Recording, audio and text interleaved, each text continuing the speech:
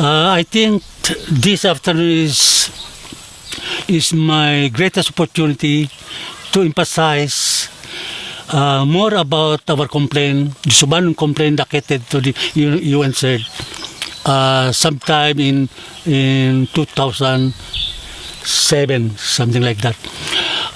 This pertains to the violations committed by our government, the Philippine government, against our tribe, violation to our customary laws, such as, for example, I'll give you the example, the coming of TBI.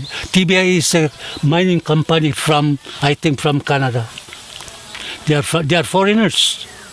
This mining company was granted by the Philippine government to mine in the area of Timuay Jose Boy Anoy at Canatuan, despite the fact that Timuay Boy Anoy vehemently opposed the mining operation in Canatuan. Yet the Philippine government granted it to the mining company, which is TBI now actually operating a mining company at Canatuan. Now, when the Philippine government tolerated or permitted the mining company, there were so many violations. Not only the company, of course the company, there were violations, but the company has consulted the Philippine government. They could not have been there, or they could not have started the mining without being granted by the Philippine government. So our sentiment is focused on the violation of the Philippine government against our rights.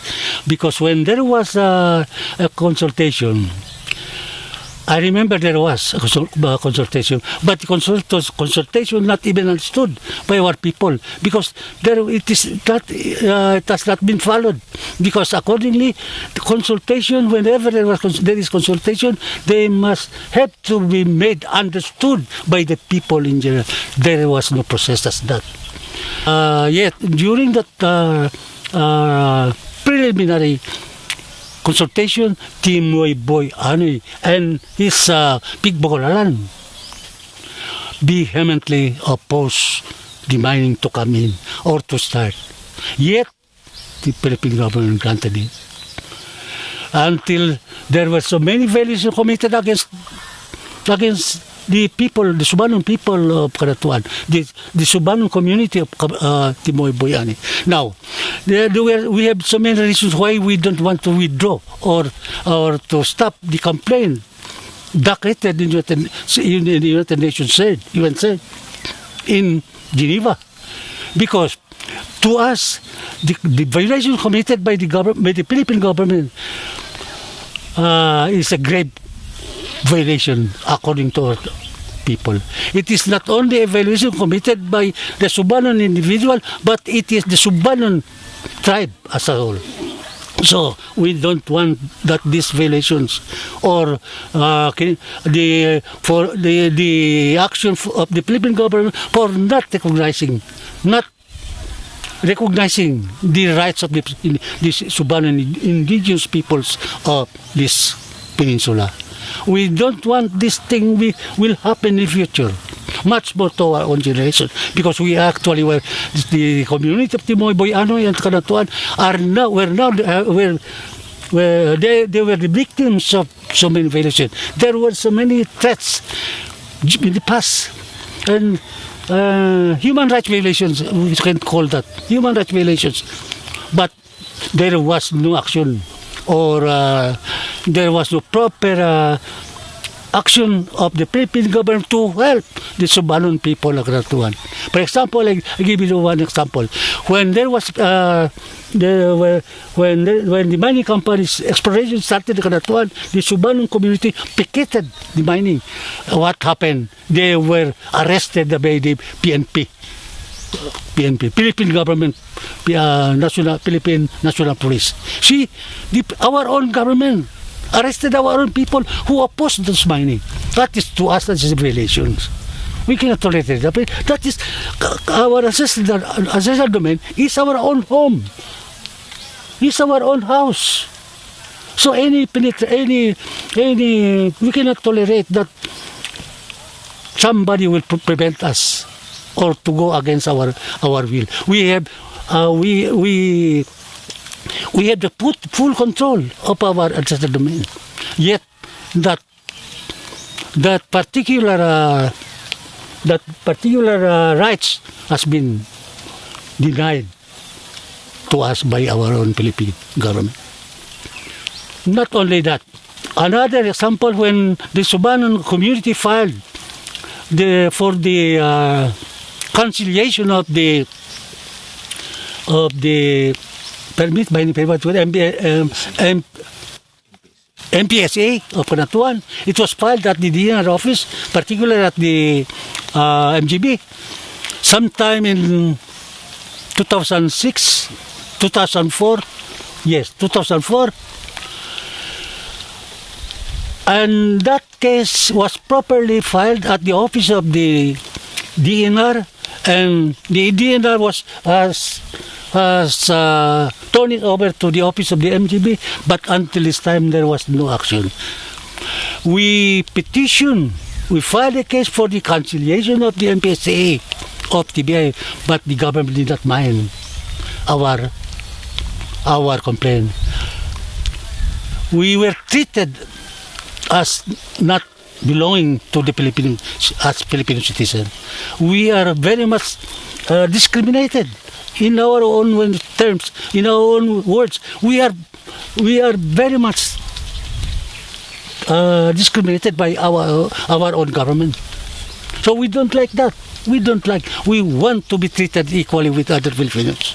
We have the right. We have our April law. We are governed. Our right is governed. It's being stated in the April law. We are not going beyond the April law. We only claim that our rights over our settlement be recognized by the government. What happened? I said, I have to repeat it. In Canatuan, the government did not recognize it. Despite of our opposition, despite of the community opposition for the mining, the Philippine government granted it, given it to the company.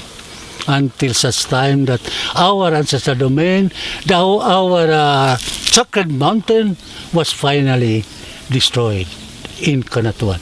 And that is one of the biggest violations committed against our tribe. The destruction of the ancestral sacred mountain, which has been proclaimed hundreds of years by our ancestors.